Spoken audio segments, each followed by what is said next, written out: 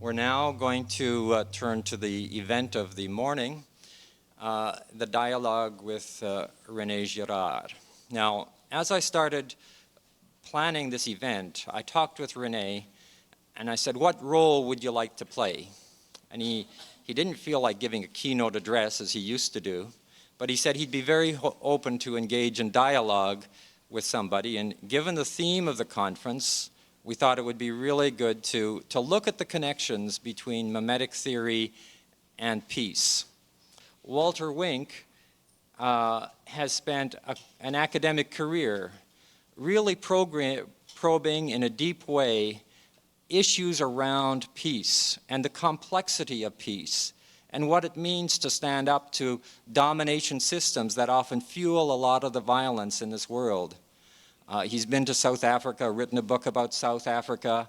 He's put his own life on the line and his career on the line at times for the sake of peace. So I figured, okay, he's devoted to peace and he knows Girard's work. In fact, he has a whole chapter in his book, Engaging the Powers, in which he engages Girard's ideas. So I figured, okay, this would be great. Duncan Morrow is another really good dialogue partner. Duncan has been working for peace for decades in Northern Ireland at the Corrymeela community. Furthermore, and legacy is important, we need to remember important people. One of the first people to actively use Girardian theory in the interests of peace building was Roel Kaptein. How many of you here remember Roel Kaptein? Well, those of you that don't, talk to these people. Roel Kaptein worked closely with Duncan Morrow in the Corrymeela community, and so he brings that legacy of our cover history to bear on what's happening just now. So in order to start the dialogue, Walter Wink is going to make an introductory statement, and then we'll proceed. I guess I should say just a word of introduction to René Girard. I guess people know about his ideas, people know about him being part of the French Academy, but I've experienced him as a warm and open and sensitive fellow human being. And sometimes I think the highest compliment we can pay to somebody is to say that they're all-round great people. So I look forward to the coming dialogue together with all three of you. To open the dialogue on creative mimesis and peace, Walter Wink dramatized two of Jesus' teachings on peace within the Sermon on the Mount. Okay, I'm a judge. She's a creditor. At the time of Jesus, the Romans were in control of Judah, Samaria, and Galilee. Roman soldiers were in a position to make demands of the local population with impunity. Jesus instructs his hearers, if someone demands of you your outer coat, give him your inner cloak as well. In this dramatization, the jacket is demanded by the Roman. The subjected Jew keeps giving more and more clothing, from shoes and socks to shirt and pants.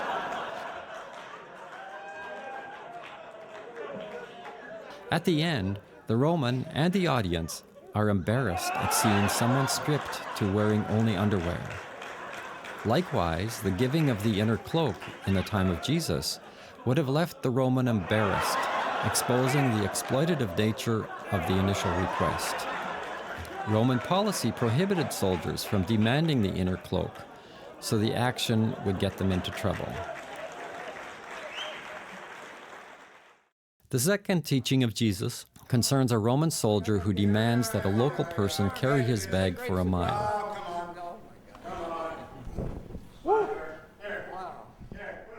Jesus instructs his audience that if they are caught in this situation, they should carry it the second mile.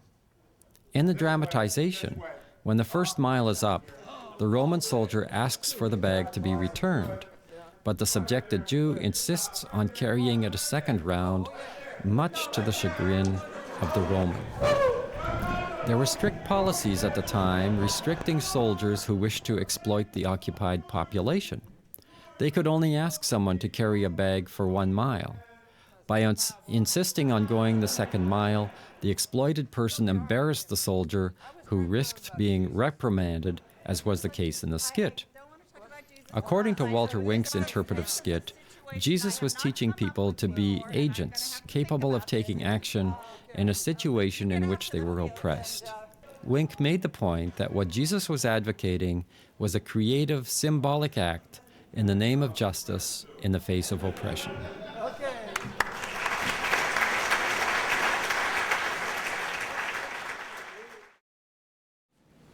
I'm going to tell you how I reinterpret your little allegories, you know. Whatever one does, you know, his vis-a-vis tends to repeat. We call it reciprocity. We don't know what the word reciprocity means, actually. We don't know where it comes from. I mean, it's a real mystery. Some people think that it comes from the motion of the tide, you know, back and forth. But whatever I do to you, you reciprocate. I offer my hand, you take it, we shake hands. But if you don't take my hand, and if you put your hand behind your back, I will also put my hand behind my back. In other words, I will reciprocate a friendly action, you will reciprocate it too. But if there is no good reciprocity, there will immediately be a bad one, which takes over. And this is what I think the specialists of human relations have not noticed enough, that far from lacking reciprocity, we cannot get out of it. But it's very easy to shift from good reciprocity to bad reciprocity, and terribly difficult to shift from bad reciprocity to good reciprocity. Because once we are in bad reciprocity, we keep turning around the room like you did, faster and faster, and it becomes more and more violent. It's very easy to shift to that. But to stop, I noticed you needed a third party. You needed an umpire, someone to arbitrate between you, you know.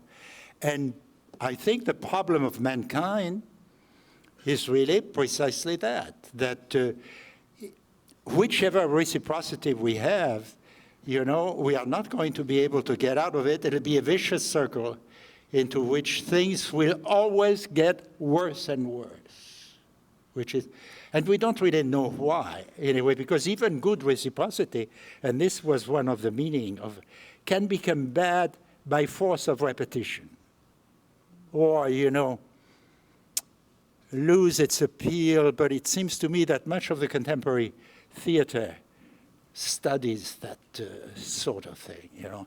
So what is the cause of that? And I think the cause of that is that we are very different from animals in that respect, you know. I think that reciprocity begins with a glance. We look at each other. And this is a very striking thing, in my view, when you look at, you know, animals fighting on TV, you know, even the two goats that hit precisely the center of the forehead and so forth, they don't look at each other.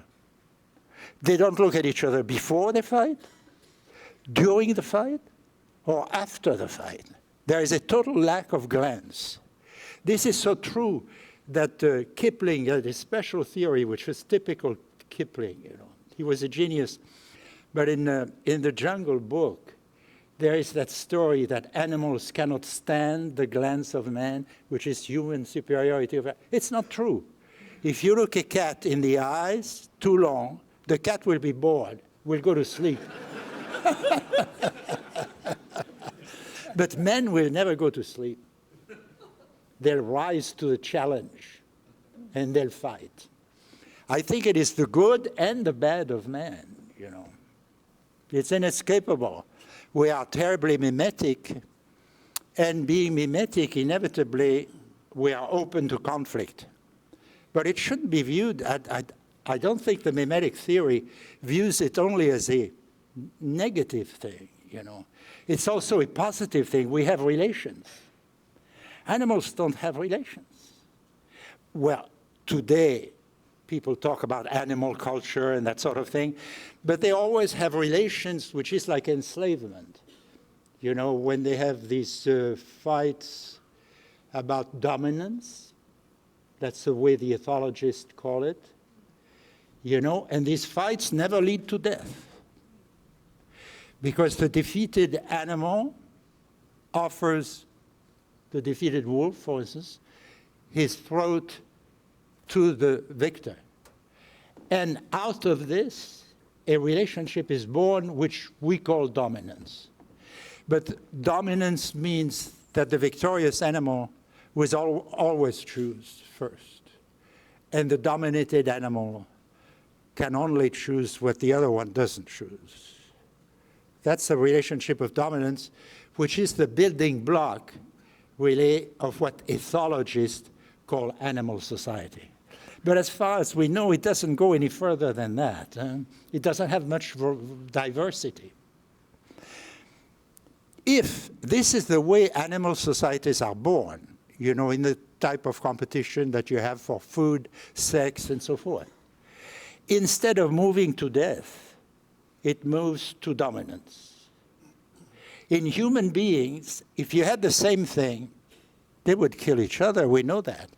Human beings are the only kind of creatures, I say creatures in order to find a word that includes both human beings and, you know, I'm talking like a Darwinian ethologist here. If we allowed for that, we know very well what would happen. We would get into what we call vengeance. What is vengeance? Vengeance is doing what the other guy does, always the same thing, but it's the ultimate in bad reciprocity that I defined just before. The ultimate in bad reciprocity is to stop it by killing the opponent. And all men know how to do that, and only men do that, because animals don't have intraspecific murder. So, you know, when people say, oh, humans are violent and so forth, animals are much less violent, they are right. They are perfectly right. If we didn't have culture in the human sense, there would be no humanity. Humanity would have destroyed itself at birth. When the mimetic power rose in the relationship between animals, and we know that it rises, and we know it today scientifically through the mirror neurons. The higher you get, the more mirror neurons you have, and the more mirror neurons you have with men, the more you do the same thing. But this doing the same thing includes enough violence to kill. And we call it vengeance. We don't even know if vengeance is an institution, a custom, or instinct. We don't have any name, you know, for the thing which is probably most distinctive of human being.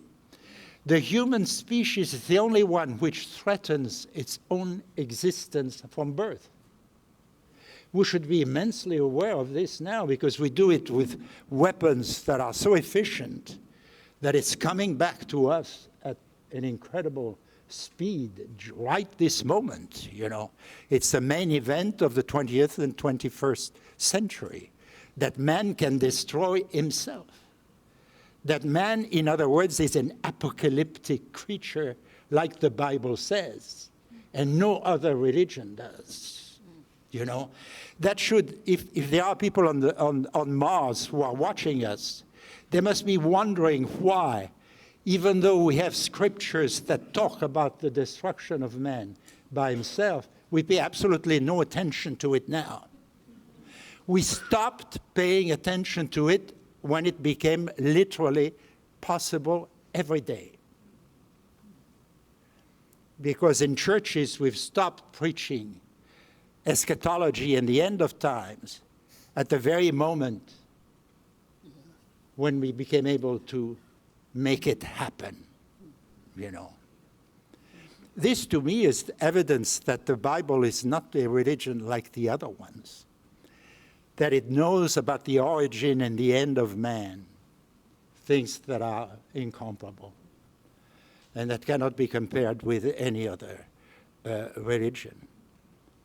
And it's linked to that mimetic power, because obviously fighting is an escalation.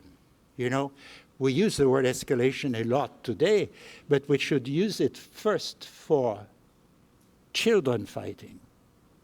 It begins with a few words, you know, then there are more blows and so forth, and after that they try to do all the harm they can do to one another. Why?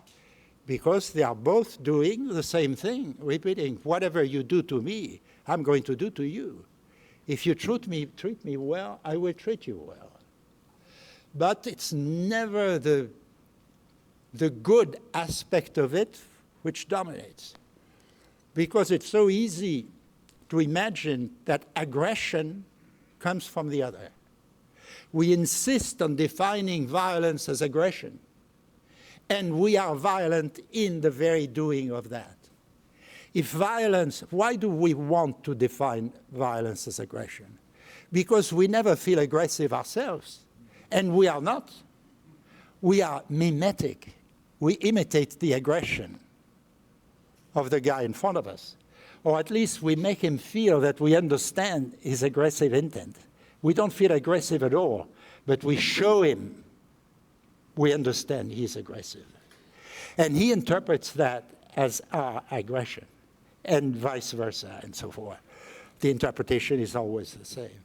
Therefore, we always are in a situation where we need something between us to arbitrate. And the fundamental human situation is 3, not 2, you know. As long as it is 2, it is totally destructive. And of course, we talk only about love, but we practice only violence as we talk of love. That's why the mimetic theory is a critical theory. By critical, it means it suspects. You know, the modern world is essentially critical. And it's very easy to talk a good game of nonviolence. All cultures know that, how to do that. They do it perfectly well. But they all fight and fight each other. Therefore, we have to find something better. You see what I mean? And there have been, one could say, 3 great attempts to solve the problem in the modern world. I would say one is Marx, who says it's the economic goods that we cannot divide, we cannot share, and that's why we fight. The second one is Freud, who said, no, it's really sexual objects that we cannot share, and that's the real problem. And the third one is Nietzsche, who said a little bit the same thing in a more abstract way, who said it's power that we cannot share. And we have to fight. Nietzsche, in a way, understood less than the other two, because the other two took the need for peace for granted, and they were right. Whereas Nietzsche said, eternal war is fine with me. That's why Hitler was so dangerous, because he was the first great statesman to be Nietzschean and say war is our field and our domain, and let's do it. And we found that it was not only dreadful horror, but also a direct threat to all existing creatures on the earth. And we are at this stage. Well, the mimetic theory is a third attempt, and is trying to think in mimetic terms, in terms of what human relations really are, to be as virulent and dangerous as they are. Do we really understand that? Without the mimetic theory is my question.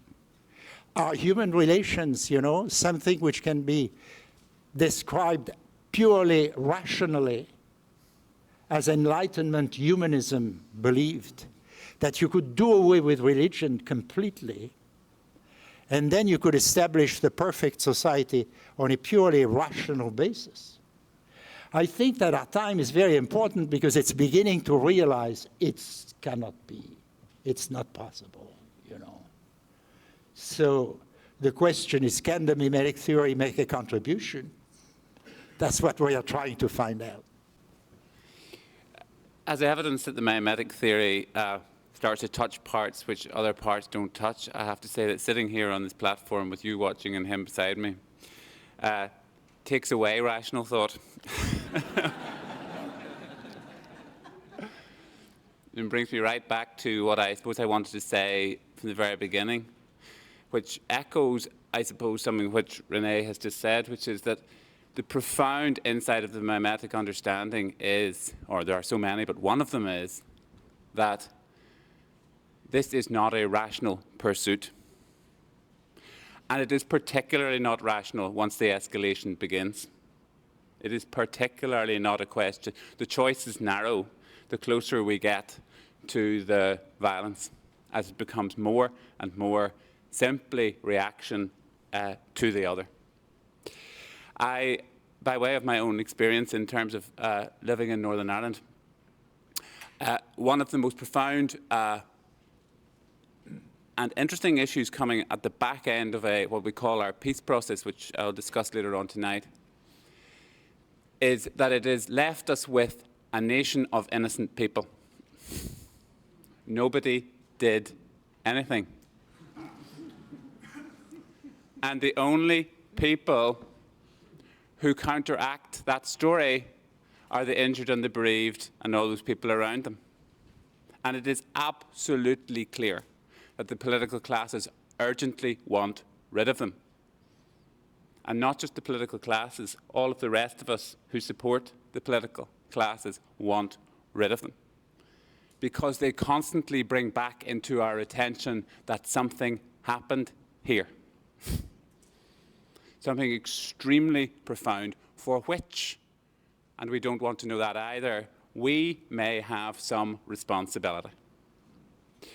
So to try to, first of all, say to, in response to René, the insight here is, when you're in this situation, what might take you out of it?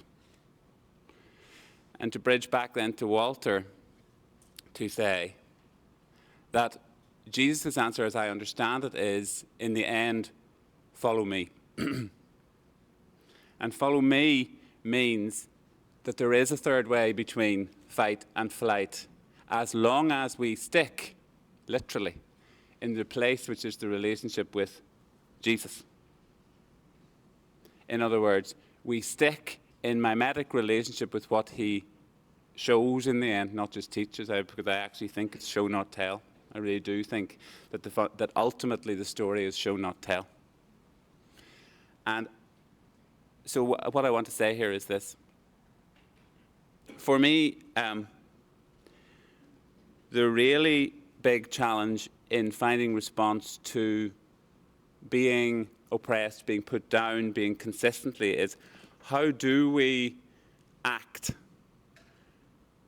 so as to bring my situation and the other back into humanity, back to something like what we might call humanity. And it seems, and this is a hard thing for justice to say, that only if the person, that we are actually dependent on our victims to bring us back. That we have to, and so the question for me in the text that you give is that ultimately the question is, how, when you are being destroyed in a relationship, do we bring the other back into humanity? And it strikes me that the answer is, in a sense, given, and you demonstrated it very well, you have to somehow or other reveal what is going on. And the only way to reveal is not to reciprocate. It's not to fall into reciprocity. And so all these stories for me are stories about how is it possible to not fall into the mimesis of violence. And the only answer I get is that you go to the mimesis with Jesus. Now, I personally am very concerned about this language of good mimesis and bad mimesis, because I think it becomes very close to what I think we're trying to get out of, which is moralism. For me, it is, when we are mimetic, for me, is a word which describes the fundamental reality of the human condition, which is we are dependent on and living in relationships. And the only question, really, in the end, is with whom or with what are we in relationship? And the defining question. And therefore, to redefine this question for me, anyway, of good and bad mimesis, with whom, when we are mimes with whom, and it is for me a who as well as a what, do we come into freedom? In other words, away from the reciprocity and away from the enslavement in this relationship and the fascination that goes with it. And with whom and in what circumstances am I in another place which is taking me into the fascination? And so good mimesis, I assume, is that when we are in relationship with things taking us into freedom, and bad mimesis is things which are taking us into the fascination with the violence. And I have to say, before I get too moralistic about this, the chances of getting dragged into the fascination are enormous, are absolutely enormous. I said about the lack of innocent people. When you hear the stories of people saying why they got involved with violence, they say, because I did not think I had a choice, because my community was being attacked, because I had to do something. There's always a rationalization for why it was done. And I understand it. I have to tell you at a profound and deep level, I am lying to you if I don't tell you why every time I don't understand it. I totally, well, would I have done the same? If I faced that circumstance, I'm absolutely sure I probably would have. Unless I knew what I know now, which is I've just spoken to the person you've just injured, and I can't leave them behind me. So I suppose the radicalness of Jesus and the third way, I actually completely agree. The third, it's even wrong because it takes reference to the other two. A totally other way is possible here. And I absolutely agree that that other way does what at the last time I was ever at the only time I was ever at a cover conference was in Wiesbaden. And one of the most interesting seminars that I participated in was by a German theologian called Norbert Lofink,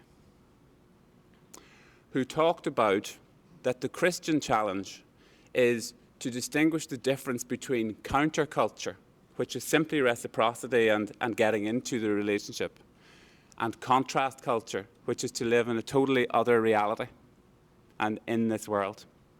And that stuck with me as something of what Jesus, it came back to me when I was reading your work and saying, that's what Jesus is asking us to do, not to go into the counterculture, but stick with me in mimesis with me, and maybe a new world opens, not just for me, but for you as well, and in the whole relationship.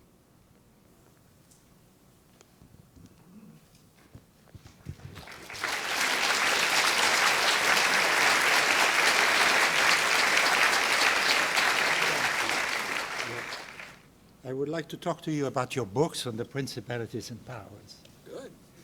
That's how I knew you, you know. There is something in Paul, many of you know, of course, which is called the Principalities and Powers. And Walter Wing wrote 3 volumes about this, which were about 20 years ago, which have been quite successful. But so the first question to ask is, what are the Principalities and Powers? And there my disagreement with you begins. Because It didn't last very long, did it? I want to go. According to Paul, the Principalities and Powers are in charge of the world, I would say. You would agree with this. And they run the show. And Paul's attitude is, or seems to be, quite ambivalent toward them. They are opposed to Christ, even though they are really dominated by him. But Christ does not make his power over them, his superpower over them, visible in history. They are in charge, you know. And I will let Walter define them from the point of view of his book. This is, I understand the principalities and powers as the systems, institutions, and structures which largely determine human existence. Yeah, and I agree completely with that.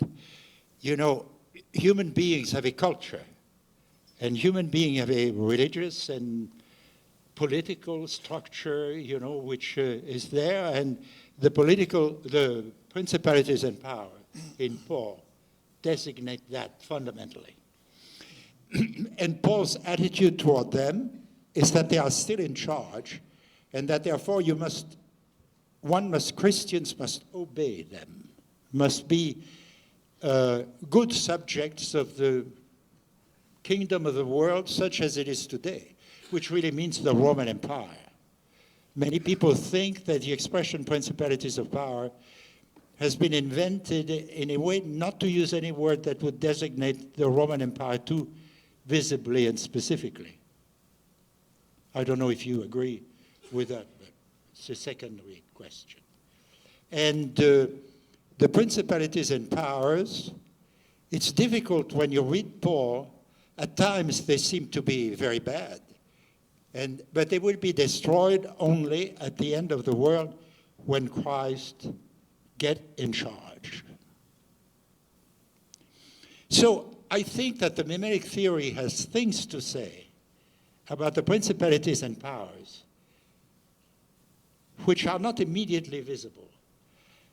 There is a mirror effect between Christ and the principalities and powers, you know, which in a way I think modern anthropology reflects by telling us that most myths are really the same stories as the Gospels, fundamentally. You have a big crisis in the community, and then you have someone who is seen as responsible for that crisis, who's committed a big crime in myth, and is justly punished for it, and that crisis is over. Oedipus, for instance, has committed parricide and incest. And if you punish him, you will put an end to the plague which has invaded Thebes, because Thebes has never punished Oedipus, but done just the opposite, made him his king. You see what I mean? Her king. In the Gospels, you have a big crisis because the world is dominated. The little Jewish kingdom is slowly destroyed by the Romans who are there occupying the thing. And then, in a way, the Gospels represent the death of Jesus as some kind of attempt at finding a scapegoat that would solve the solution.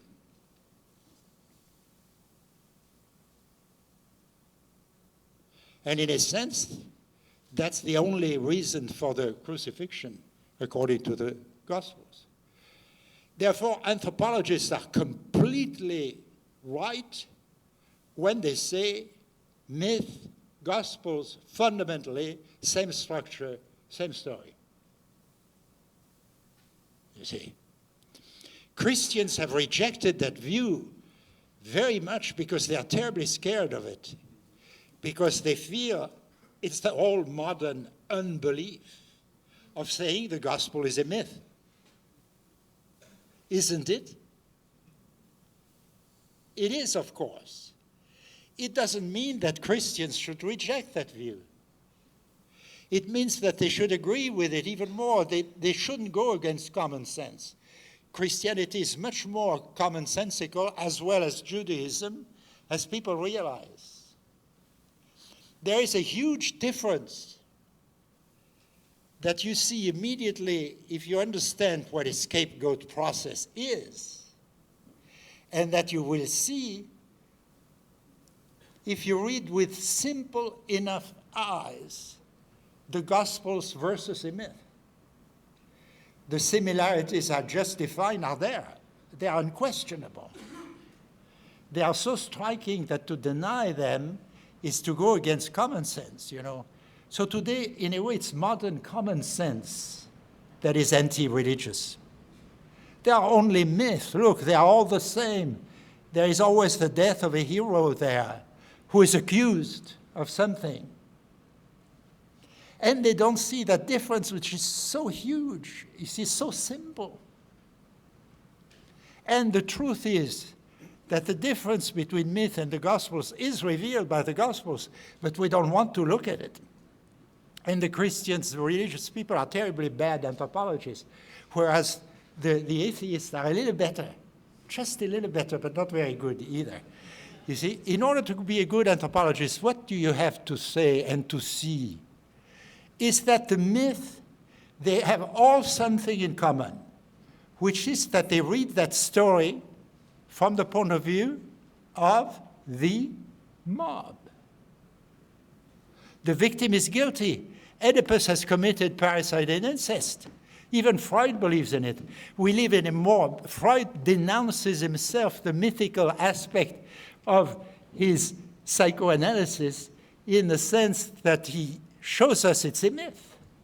To believe in the parricide and incest is to believe in the Oedipus myth.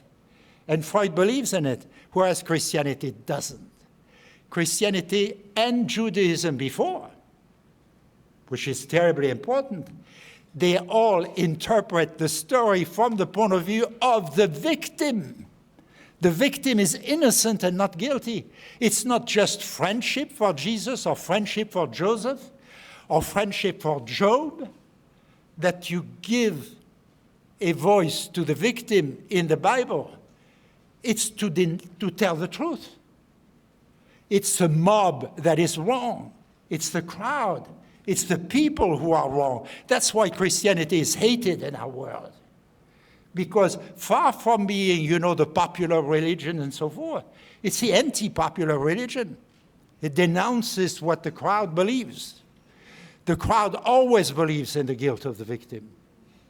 The Bible and the Gospels never. And look around, look in the landscape. You'd never have that problematic, that mythical problematic again.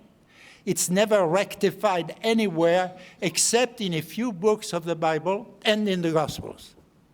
Therefore, the few books of the Bible and the Gospels are inseparable.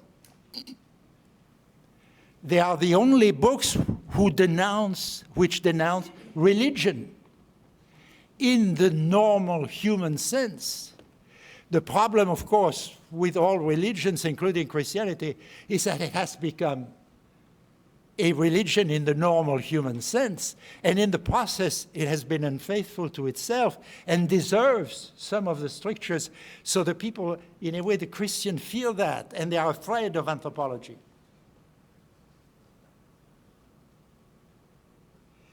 But it's a total reversal of viewpoint there. But if you start thinking about it very hard, you will see that it's a purely scientific theory. It's obvious that some people do commit incest, others parricide. But parricide and incest at the same time, that's too much. No. That's unbelievable. It's obviously a false accusation. And Freud was completely wrong when he thought that it was a unique insight of the Oedipus. It's all over the place in the Pacific Ocean, in the Americas, and so forth. It's the most vulgar mythical story. Vulgar in the etymological sense. It's a mob story. When you have an enemy in a bar and you're fighting, you say insults that are equivalent to the Oedipus myth. Sophocles knew that when he wrote Oedipus the King. He had Oedipus and Tiresias fight that fight from which the myth is born. And at the end of the scene, they accuse each other both of them, of parricide and incest. But we believe only one, and we call it culture. We believe only one is guilty. But as long as we don't realize all are innocent of that murder, you know, and the victim, not all are guilty of that murder, and the victim alone is innocent, you know, we don't understand myth, and we don't understand the Gospels that overturn myth 100%. But I see people are interdits, as we say in French, you know. It's just too paradoxical. But Christianity is immensely paradoxical. That's what Kierkegaard understood, but he never could formulate that business about anthropology, archaic anthropology, and the anti-mythical aspect of the Bible and Gospels. Human culture lives in a permanent lie until it reaches that truth, that the lie is to make the victim guilty, to make the victim different. Culture is difference. As long as we don't have difference, we are not happy. And ultimately, we turn. So now we've reached the extreme, and we see that the Gospels are responsible. Today, the great fashion is to see that religion is responsible for violence in the world. That's what you hear on TV every day. And the ultimate scapegoat should be religion, because the sense of religion is precisely that. It's always the scapegoating, you know.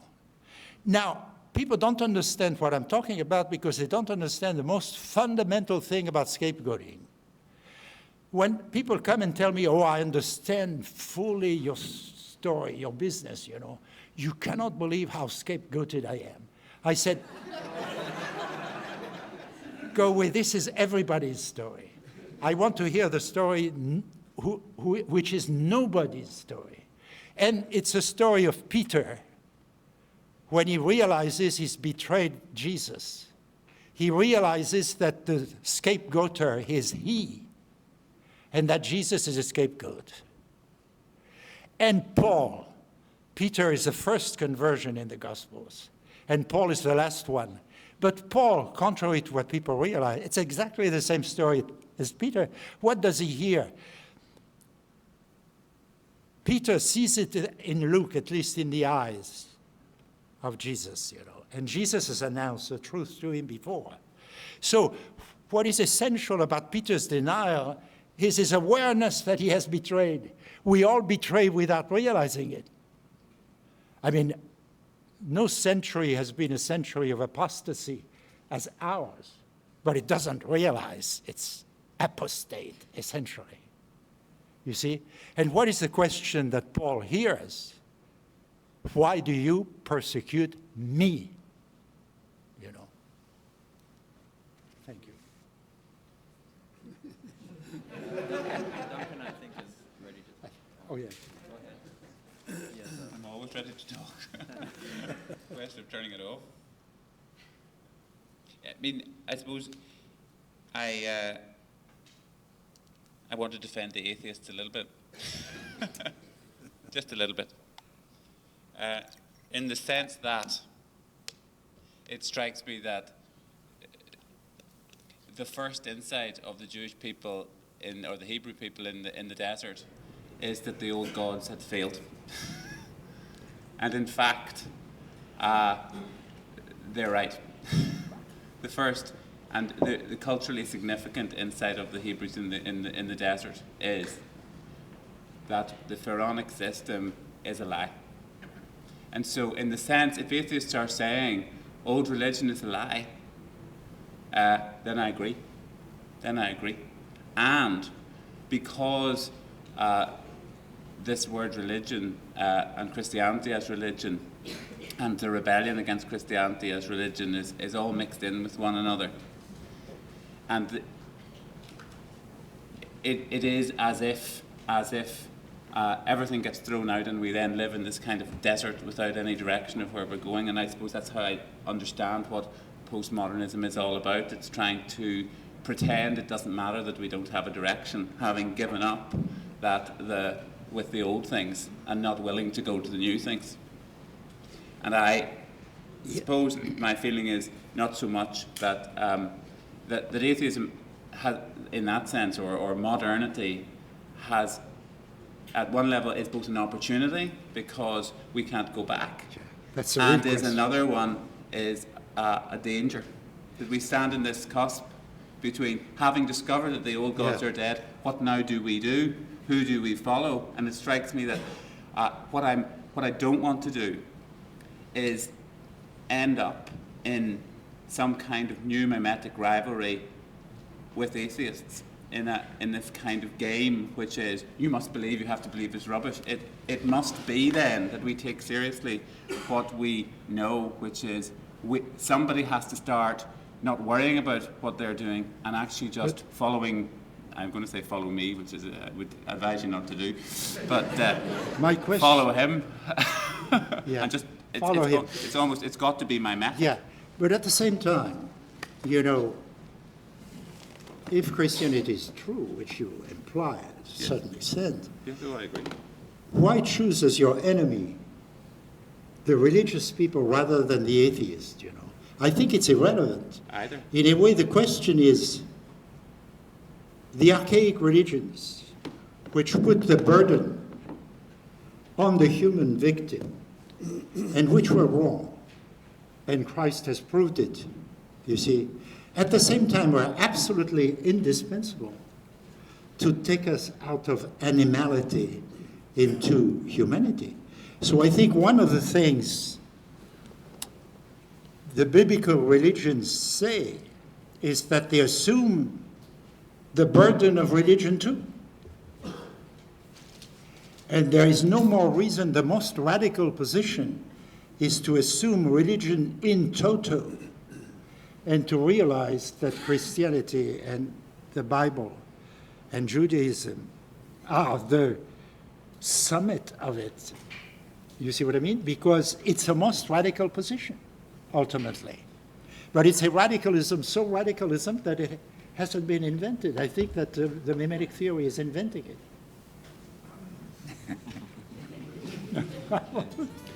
Yeah.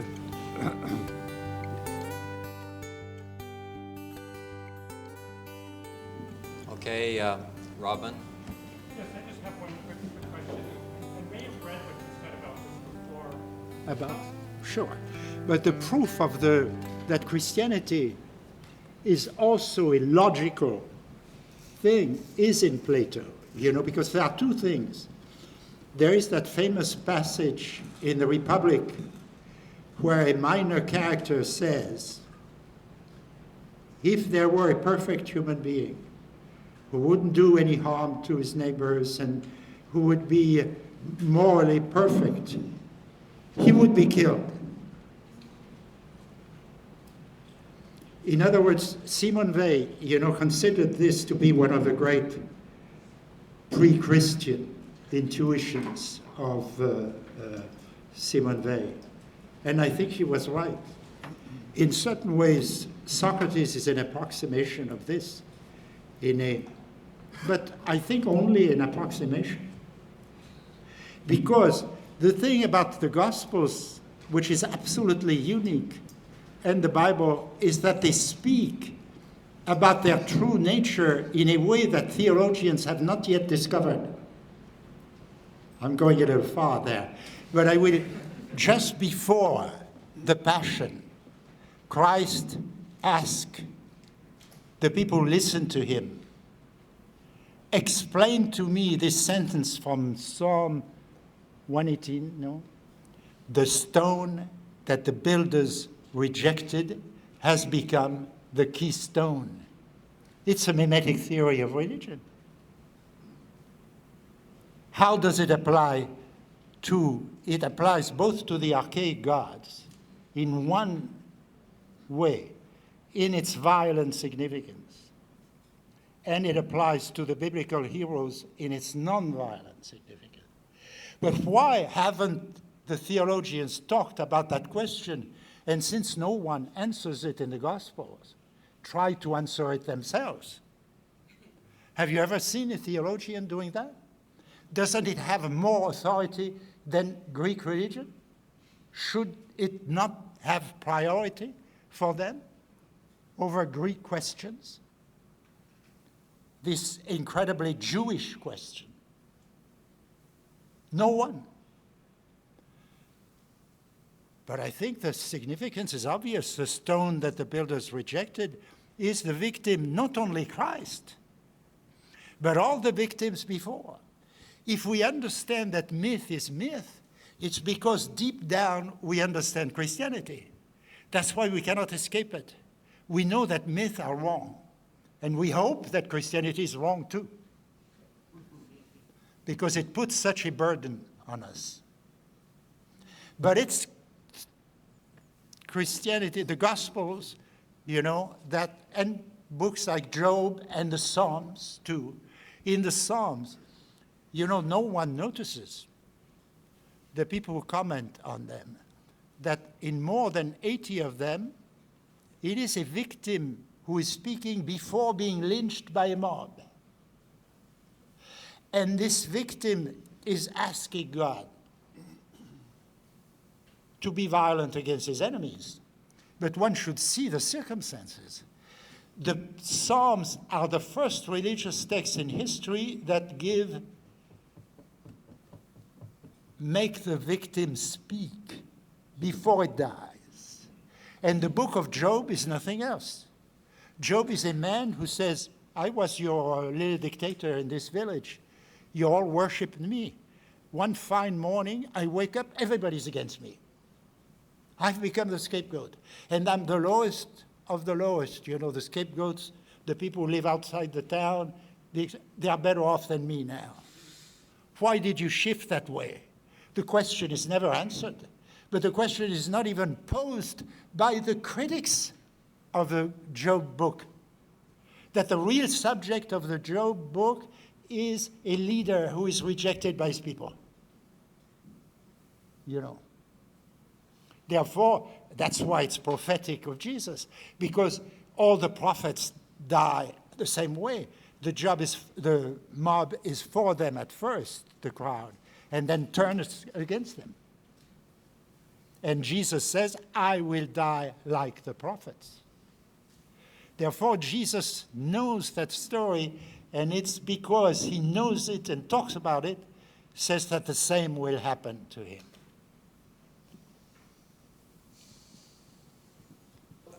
My question would be, do unto others as you would have them do unto you. And I have so much respect for Walter and for obviously all three of the panelists. The moral dilemma happens not when I'm being struck. When I'm being struck, there's a question. Do I have the courage of my convictions? And who knows? I pray that I would, but I might not. The moral dilemma comes up when I see somebody else being struck. And the question is, what is my responsibility at that point? The question of the Gospels about Satan being expelled by Satan or by God. The expulsion of Satan by God is certainly non-violent. It's something we cannot understand. And ultimately, the only weapons at our disposals are Satan's. When we think in terms of expelling even evil, My question is for the three of you, and particularly to Mr. Girard. It's how do we work for world peace? Because it's easy to speak about Jesus, but most of the world is not Christian, and it's difficult to give Jesus as an example for people that are Muslims or Buddhists. What can we imagine other models that can act like Jesus for people from other traditions? It is very obvious when you read Paul. No, because Paul doesn't say, imitate Jesus. He says, imitate me. He cuts things short. You know, so some people say he's very dictatorial and so on. No. Since he imitates Jesus, who imitates his Father, it's the same thing. You have a chain of imitators. It doesn't matter. As long as they imitate the right model above them, they're okay. So it seems to be hierarchical, but it's non-hierarchical. But Paul always says, imitate me. You know, very. So people question is, and so forth, but I think it's wrong. It's in a complete application of his idea that imitating someone who imitates Jesus the right way. Of course, so he may be presumptuous in thinking he imitates Jesus the right way, but it's according to that principle that he says, imitate me. You know. Let me just say one brief thing that takes us back to the exegesis. We laughed a lot when we were doing that, but it was a very serious rewriting of that passage. And I want to suggest that this new reading on of the Sermon on the Mount will lead to, I wonder if it will lead Girardians to a fresh focus on nonviolence. Otherwise, will we be all talk and no praxis?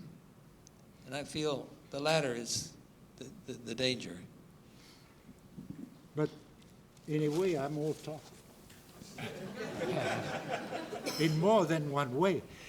But I think if you talk, you must talk. You see what I mean? And critical thinking is extremely important. And if we think we're advancing the cause of peace by cutting short, you know, critical talk and going into great what should I say, expressions of sympathy and so forth, I don't think it's true. I think if we talk, let's talk and do nothing but talk and try to reach the right principles. And if we act, we act. This doesn't mean that I disagree with what should I say, an activist presence in cover. I think it's fine. But we must keep distinctions clear. Thinking must be clear. Thinking must be logical. And logic may be used against a type of logic which seems to be perfect, like Enlightenment humanism, you know. But today, which is obviously not sufficient to account or to dispel violence in the world.